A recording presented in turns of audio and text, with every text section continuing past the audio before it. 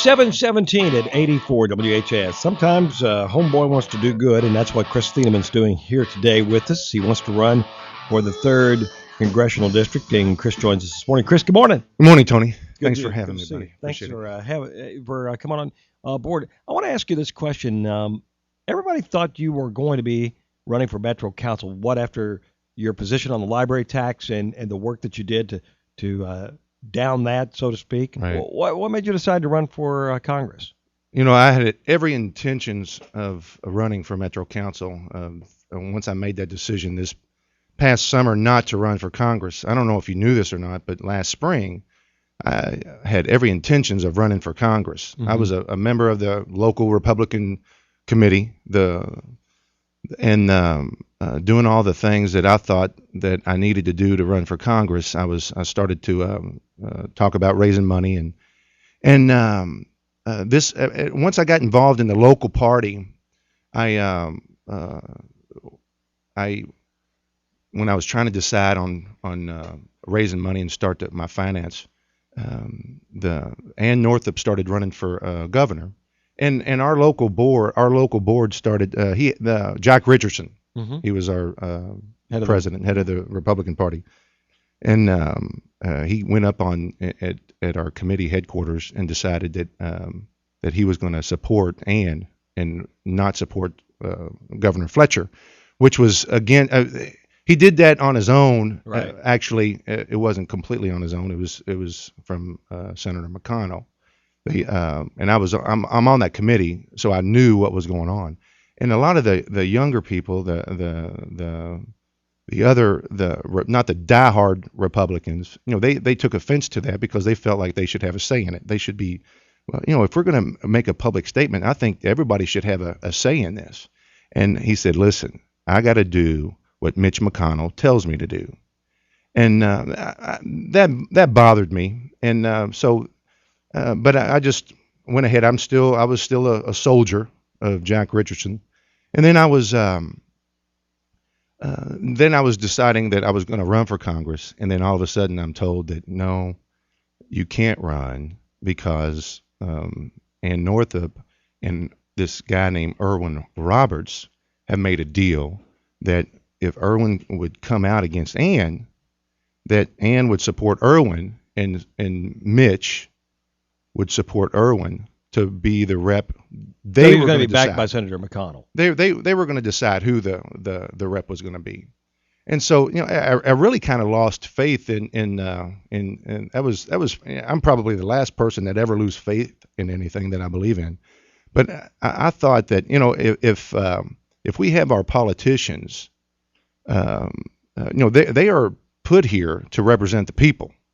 The people are not, but in this case, the people were representing our politicians, which is the complete opposite of how it's supposed to be. A true politician should be the messenger.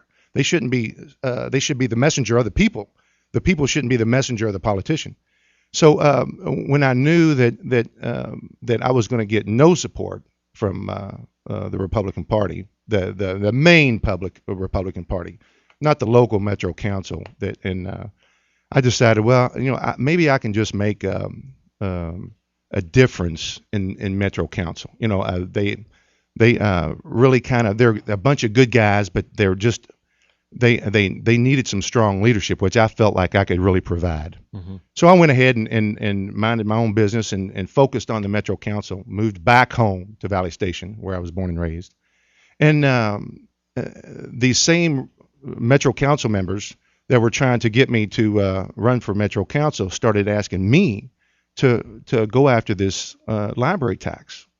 And so that story. Right. We got the library tax defeated, and my faith in politics and the people came back. Unfortunately, I'm short on time, so I want to ask you this.